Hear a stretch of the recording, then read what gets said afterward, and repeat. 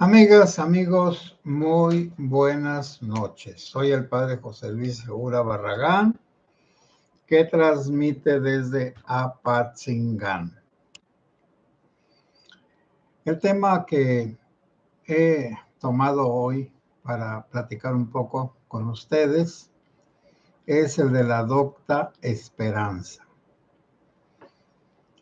Docta quiere decir la sabia, la prudente, la que tiene sabiduría. Y la esperanza, como todos sabemos, es un sentimiento de que algo nos va a ayudar, nos va a beneficiar. Y la esperanza común y corriente es un mal. Por eso en la caja de Pandora, que traía todos los males al mundo y que le dijeron los dioses griegos que la mandaron a que trajera todos los males al mundo, le dijeron que no abriera la caja que tenía los males.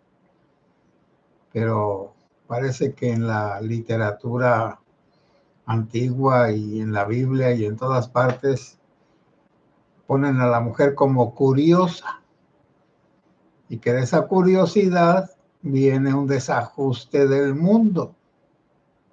Eva, que se acerca al árbol del bien y del mal y que platica con el demonio.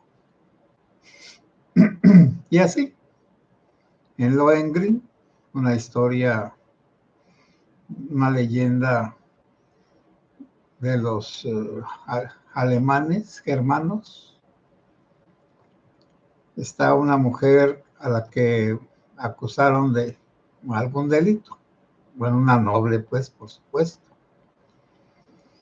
Y antes de condenarla, bueno, ¿qué iban a hacer con ella? La iban a amarrar de pies y manos y la iban a aventar a un río, y si flotaba era inocente, y si se sumergía, pues era considerada culpable. Entonces Elsa, se llamaba Elsa,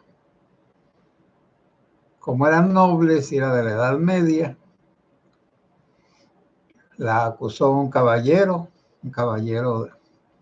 pues de los importantes,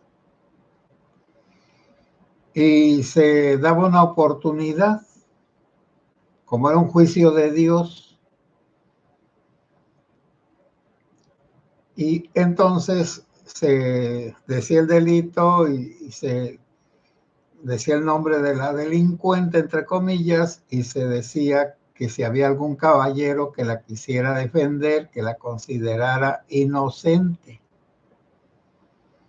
Y ahora el juicio de Dios no era aventarla al río amarrada para que flotara o se hundiera, seguro se iba a hundir,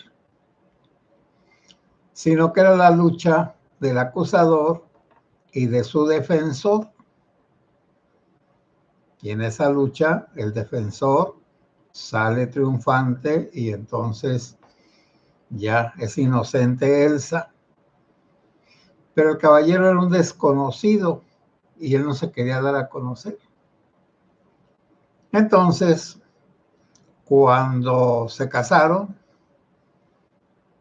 ella estuvo dale y dale y dale y dale, que no podía ser feliz y no sabía de dónde venía, que no podía ser feliz y no lo conocía, que no le tenía confianza y todo eso. Bueno, está bien, pues te voy a decir quién soy y de dónde vengo, pero al darme a conocer me tengo que ir, te voy a abandonar. No le hace, dime, pues se lo dijo, soy Lohengrin, adiós. Dalila, que le sacó el secreto a Sansón, etcétera, etcétera, etcétera. Son leyendas, ¿eh? No es cierto que la mujer sea así, que sea curiosa y destruya su propia felicidad con tal de satisfacer una curiosidad insana. Por supuesto que no.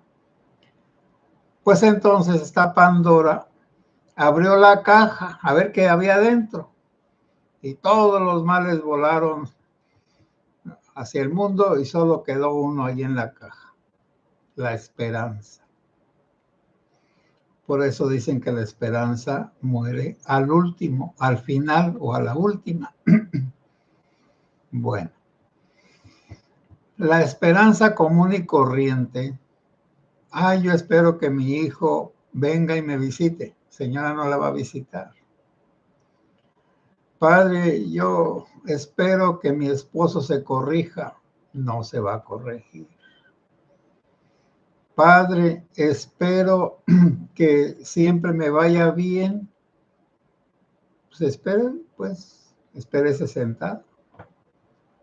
Si usted no hace nada para que le vaya bien, ninguna persona va a luchar para que le vaya bien. Más bien, quítese, estorba.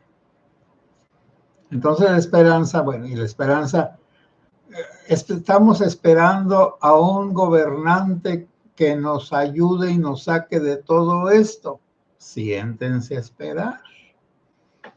Estamos esperando a que Trump venga y acabe con los narcoburócratas o narcoempleados o narcogobernantes. Siéntense y esperen. Nosotros esperamos que Dios va a venir a salvarnos. Siéntense y espérenlo. Para que no se enfaden, recen 1,000,000 de rosarios mientras esperan. Bueno, esa esperanza es inútil, es vana. En cambio, si uno busca la historia de la esperanza en el pueblo de Israel, pues la esperanza es Dios. Y también entre los cristianos, mi esperanza es Jesucristo. Jesucristo es mi Salvador. Pero nada más que no es nada automático. Cuando salió en las lecturas hace poquito de que Josué iba a luchar contra los amalecitas, Josué, el ayudante de Moisés, pues Moisés se fue a orar junto con sus ayudantes a un cerro, un cerrito, un montículo. Cuando levantaba las manos ganaba Israel, cuando las bajaba perdía Israel. Y entonces sus ayudantes pues le tomaron, lo sentaron en una piedra y le levantaron las manos.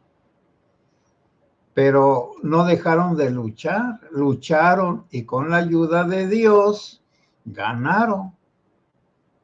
Pero aunque Dios los hubiera ayudado, si no luchan, no ganan nada.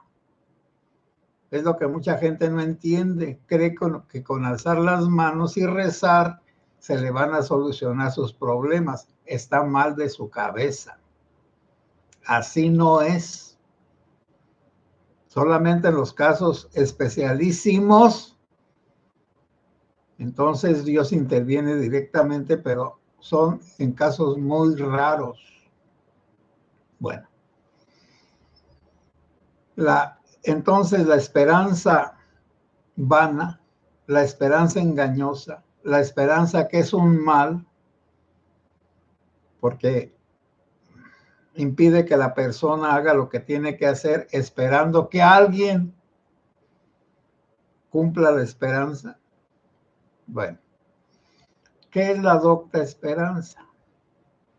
La docta esperanza es que uno analice en la historia qué tipo de comportamiento confiado y esperanzador, aunque es un pleonasmo, estoy repitiendo lo mismo por lo mismo, tenga un fundamento real. Bueno, entonces, en la esperanza está la fe, pero la fe en Dios, en el Dios verdadero, no en los ídolos, en Dios. Bueno, entonces, la fe en Dios es la base de una esperanza sabia, pero la fe en Dios no es que Dios me solucione los problemas. Hasta hay unos dichos. No le pidas a Dios que te quite los problemas, que te dé sabiduría para enfrentarlos y para salir adelante. ¿Sí? Así es. no que te quite los problemas, que te dé aguante, que te dé sabiduría, que te dé lo que se necesita para que venzas esos problemas. Bueno, en la Sagrada Escritura, la esperanza es una intervención de Dios junto con los hechos humanos, como lo de la salida de los israelitas de Egipto. Fueron dos cosas. Moisés, que demostró que Dios lo había mandado y que sacó al pueblo de Israel de la esclavitud. Y mientras le agradecían a Dios que los hubiera sacado de la esclavitud, todo funcionaba bien. Pero esa salida de la esclavitud era para hacer un pacto con Dios, cuya ley era el fundamento de que les fuera bien, los 10 mandamientos. Entonces, el cumplimiento de los 10 mandamientos es la esperanza real, el cumplimiento, no que se lo sepan de memoria y los expliquen y los enseñen, no, el cumplimiento. Entonces, en la Sagrada Escritura está la base de la esperanza real, la obediencia a Dios, el cumplimiento de los mandamientos de Dios, no el reconocimiento de Dios, el obedecer a Dios. Ya sé que en nuestros días eso de obedecer suena horroroso, pero obedecemos a todo. Si yo no obedezco las reglas de los programas computacionales, pues aquí me estrello, pues tengo que obedecer. Y si quiero manejar como debe ser, pues tengo que respetar mínimo las reglas elementales de pararme cuando está rojo, esto y aquello. Por supuesto. Todos obedecemos, por eso también el día y la noche. Obedecemos. Y el tiempo de las lluvias, pues tenemos que obedecerlas, etcétera. El tiempo tenemos que obedecerlo, es decir, el tiempo nos va desgastando, nos va acabando. Cuando decimos que cumplimos años, más bien descumplimos. Ya nos queda menos 70 años, menos 80. Esos ya se fueron, esos ya no están. Bueno, eso es en la religión. Entonces, quien quiera tener una esperanza fundada en el Dios verdadero, obedezca sus mandamientos y crea en lo que dice, y lo que dice cumple los mandamientos. Si una persona no es creyente, pero quiere tener una esperanza fundada, no en la fe, sino en el comportamiento humano, pues que conozca la historia. Y entonces que analice los pueblos que se han superado más y en menos tiempo. Y por supuesto, los pueblos que se han superado más y en menos tiempo son los europeos. Y vamos a decir, el fundamento del europeísmo es la sabiduría griega, que en tiempos del cristianismo San Pablo la toma y hace una combinación de la filosofía griega con la Sagrada Escritura y con la fe en Jesucristo. San Pablo escribió primero sus cartas que los evangelios. Por lo tanto, si alguien quiere conocer qué es el cristianismo, lea a San Pablo. Tiene 13 o 14 cartas, que no son todas de él, creo que unas 8 o 7. Pero el que quiera conocer cómo entendió San Pablo unos 30 años después de que murió Cristo, hasta menos, puede leer la carta a los Gálatas y la carta a los Romanos, que es la fundamental. Y alguien va a decir, ay, padre, está bien complicado leer las cartas. Mejor leo la historia de Ruth. Ah, bueno, está bien. Pero si yo quiero tener una fe fundada, necesito conocer lo que dijo San Pablo, que fue contemporáneo de Cristo, aunque no lo conoció, o si lo conoció, no lo reconoció como el Mesías mientras Cristo estuvo vivo.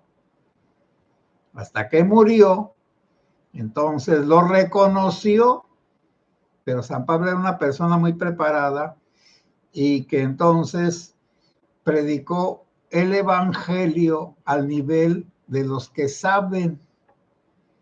Por eso casi nadie le entra a la lectura de San Pablo, porque tiene que saber muchas palabras en griego. Bueno, y ahora me van a decir, ¿y los evangelios, padre, en qué idioma están escritos? En griego. ¿Y los apóstoles y Jesús sabían griego? Sí, han de haber sabido un griego, como los mexicanos en Estados Unidos, un griego que les sirve para funcionar en una sociedad donde hablan inglés. Y en aquellos tiempos de Cristo, desde Alejandro Magno, desde el año 300, vamos a poner, antes de Cristo, el griego se expandió por todas partes, aunque era un griego popular. Y para que los evangelios llegaran a todas partes, entonces los tradujeron al griego. Quizá algunos los escribieron en hebreo o en arameo y otros directamente en griego, pero parece que todos están traducidos. Bueno, entonces, cuando y la persona que lee los evangelios, pues ya sabe, San Mateo quiere predicar a los judíos diciéndoles que Jesús es el Mesías. San Lucas quiere decir que Jesucristo aceptaba a todo tipo de personas, sobre todo a los pecadores, y entonces tiene las parábolas esas del hijo pródigo y de esto y de aquello, y el sembrador, muy bien, y que atendía a las mujeres, que las quería, que no era un misógino, que no les tenía miedo a las mujeres. Y el que lea a San Marcos, pues dice, bueno, es que este evangelio es el más simple. Sí, es el más simple. El más sencillo. Y si alguien lee a San Juan y dice, ay, esto no lo entiendo, pues ya llegó el griego, llegó el conocimiento al evangelio. Y entonces, el que quiera tener una docta esperanza, bueno, estoy hablando mucho de la Sagrada Escritura porque pues soy sacerdote, pero ahora voy a hablar de lo otro. Estaba diciendo que el fundamento del progreso, de la superación, está entre los griegos. ¿Cuándo? Cuando ellos optaron por solucionar sus problemas directamente sin acudir a la fe. Entonces es como un médico que en lugar de rezar para que se cure un enfermo, estudia las enfermedades y cómo curarlas. Los médicos de ahora. Como un carpintero que no necesita ser rezandero ni nada para si es bueno y si es malo, etcétera. Por eso esa revoltura de oraciones y de curaciones y de todo eso, bueno, pues está bien, pues, pero es un masacote horroroso. La medicina es una cosa y la religión es otra. Ahora me van a decir, ¿y qué no ocurren los milagros? Sí, pero no solamente los milagros de curaciones. Esos son los que la mayoría de la gente quiere. Pero, como dice el dicho, Dios no cumple gustos ni endereza jorobados. Salvo en el Evangelio estaba una jorobada, Cristo la compuso, pero ahí en fuera nadie ha compuesto una jorobada, sino ahora la medicina que está muy desarrollada y que puede enderezar la columna vertebral sin matar a la gente. Dios no cumple gustos ni endereza jorobados, para eso están los médicos actuales. Y me van a decir, bueno, ¿y eso qué tiene que ver con nosotros? bueno, somos un pueblo muy religioso, entre comillas. Y todo queremos que nos lo solucione Dios. Así no es.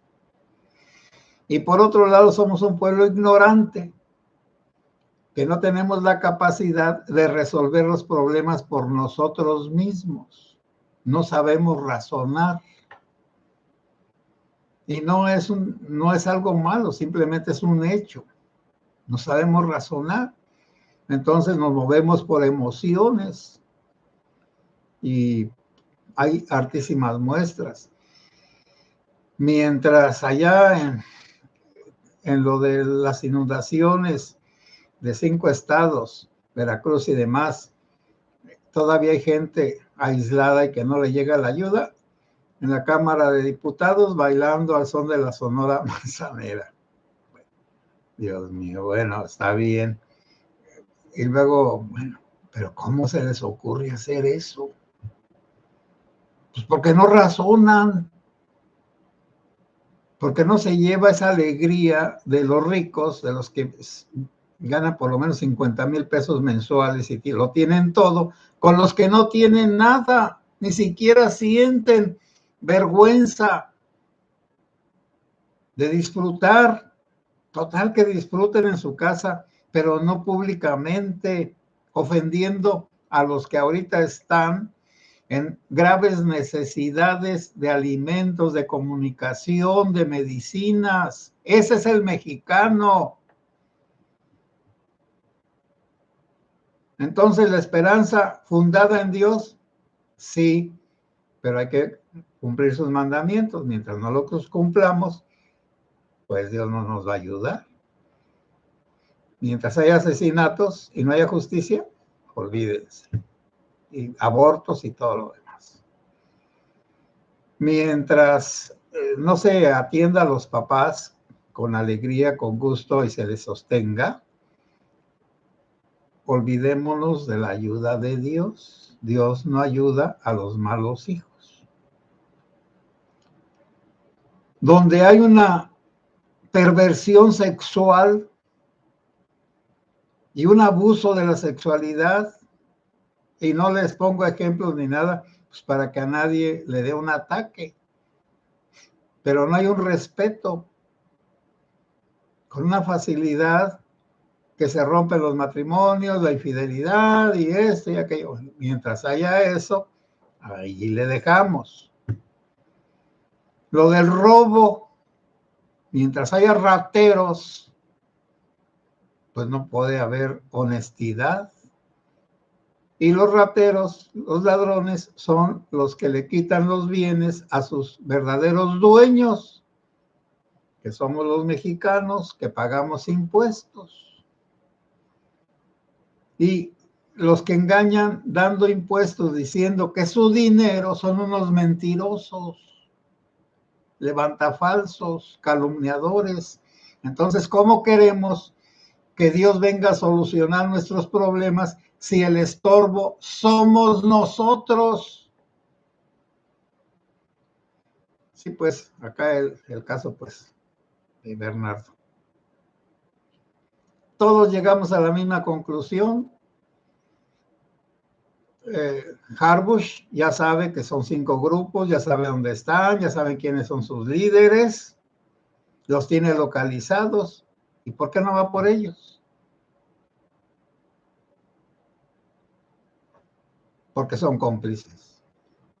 Agarran ratitas, lagartijitas, animalitos inofensivos y les echan la culpa de lo que es. Bueno, mientras exista esta injusticia del gobierno hacia nosotros, pues, ¿qué vamos a esperar? ¿Que venga Dios y los mate a todos los gobernantes? ¡No! ¿Que los delincuentes y ellos dejen de matar a los que se les oponen? ¡No! Porque lo pueden hacer, por eso lo hacen, porque además hay impunidad. Bueno, entonces, cuando pensemos en salvarnos, en modificar la sociedad de acuerdo a la docta esperanza, Es decir, tenemos que poner el saber y la fe y el buen comportamiento como base de una renovación patriótica. Y tenemos que quitar los odios, los rencores, la venganza y todas esas cosas que son emocionales, pero que no sirven para nada, porque empiezan y acaban, como la ira. Si estoy dominado por la ira, puedo decir muchas cosas de las que me voy a arrepentir. Si estoy ebrio, voy a hacer muchas cosas que me van a avergonzar después, etcétera. Entonces, el remedio está en nosotros. Los que somos creyentes, a Dios rogando y con el mazo dando. Los que no son creyentes, entonces necesitan fundamentar su buen comportamiento en la historia de la humanidad y estudiar un poquitín de filosofía, esa que inventaron los griegos hace 2400 años, el amor a la sabiduría, y también estudiar y promover las buenas escuelas, la educación, pero ese es otro tema. Bueno, pero ahora, ¿cómo le vamos a hacer? Bueno, nosotros los del clero, pues en la catequesis, tenemos escuelas de catequesis, ahora ya desde el preescolar hasta, vamos a decir, la universidad, estudios, naturalmente elementales y luego medios y luego superiores y luego especializados, sí los hay en la iglesia. En las familias, el buen ejemplo, no hay otra, el buen ejemplo. Si no damos buen ejemplo, pues, digamos lo que digamos, nadie nos va a hacer caso. Bueno, voy a leer sus aportaciones.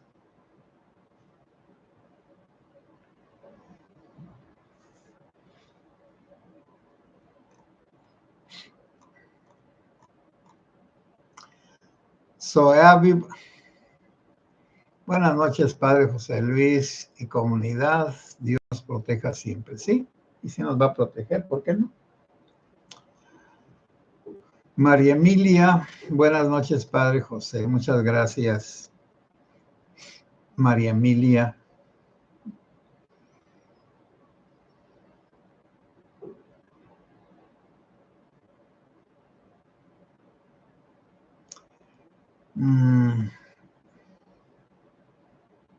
José Ábalos, buenas noches, Padre José Luis y comunidad. Bendiciones para todos. Bendiciones. Igualmente, José Ábalos. Adriana Chávez, saludos, Padre José y comunidad presente. Saludos, Adriana. El negro por venir, Jesús, María y José. Padre, no hay que olvidar que esta gente, muchos de ellos, hace unos días idolatraban al resentido e ignorante macuspano. Abran bien los ojos a la hora de votar. Sí, pues sí. Pero esa bola de ignorantes y de fanáticos no los hizo López Obrador, él los aprovechó, ya estaban ahí. América, bendecida noche a todos, igualmente.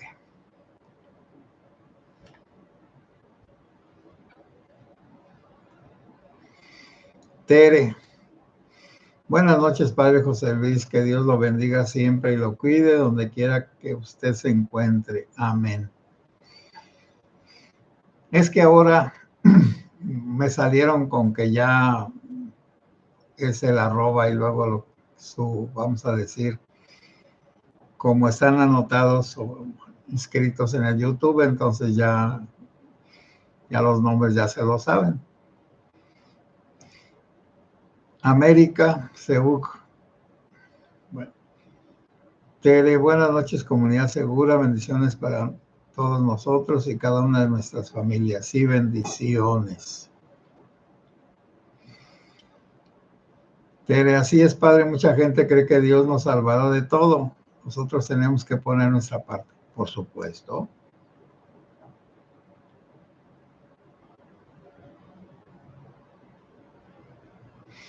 María Emilia, la falta de sabiduría de Dios en nosotros nos ha llevado a esta situación de tener en el poder a puro criminal.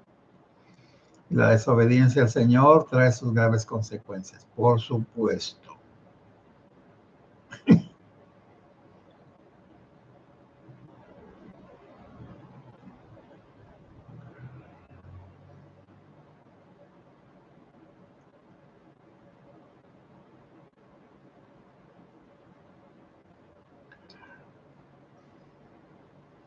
José Ábalos, buenas noches, gracias. Soeavi, bendiciones. Bueno.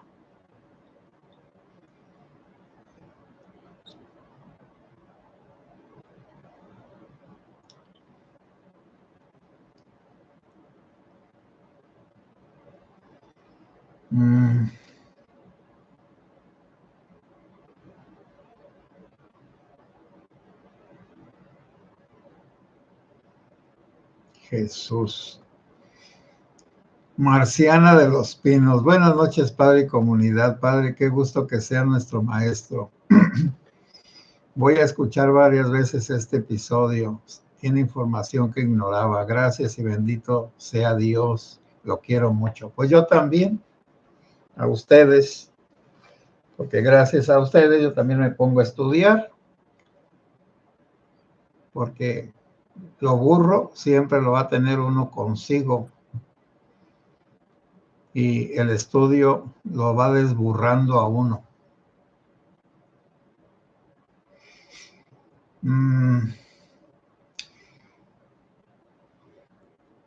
Mauricio García, buenas noches, Padre José y comunidad. Cuando dice San Pablo se refiere a Saulo de Tarso, el que persiguió a los cristianos después de la muerte de Jesús. Sí. Es que San Pablo recibió una iluminación, él sí. Bueno, los demás apóstoles convivieron con Jesús, pero aún andando con él no lo entendían. Y Jesús a veces se desesperaba y les decía, pues que no andan aquí conmigo, que no me ven. Bueno, pero es que los discípulos que andaban con Jesús, ellos andaban detrás de un maestro, de un sanador, de un curandero, de un predicador, no del Hijo de Dios. En cambio, San Pablo desde el principio se le apareció Cristo resucitado, lo tomó del caballo o de la cabalgadura que sea y le dijo, Saulo, Saulo, ¿por qué me persigues? Y es que Saulo tenía dos nombres. Saulo el nombre hebreo y Paulo, el nombre latino. Y los dos quieren decir pequeño porque era chaparro. Son como un sobrenombre. Bueno, entonces como Pedro es piedra, se llamaba Simón. San Pedro, pues. Le decimos nosotros San porque para nosotros así son. Además está en los evangelios. Dice, lectura del Santo Evangelio según San Juan. Y repito, el primero que escribió sobre el cristianismo fue San Pablo, pero con esa iluminación de Dios y con toda la sabiduría que él había adquirido con los mejores maestros del judaísmo y de los griegos, hizo unos escritos que son el fundamento teológico especializado del cristianismo. Y pues la mayoría de las personas no le entra a San Pablo porque pues no, pues.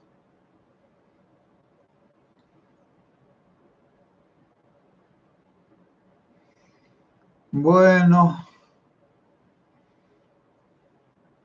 Mauricio García, Y Sheinbaum reprendió al PAN por su relanzamiento y de sus diputados no dijo nada. Pues claro que no la conocen. Está bien tonta también. Es como una señora que critica a las vecinas y a sus hijas no las critica y están peor. Así merito.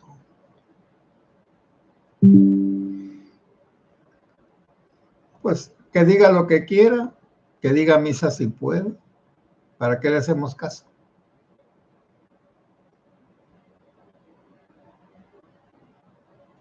Uh-huh.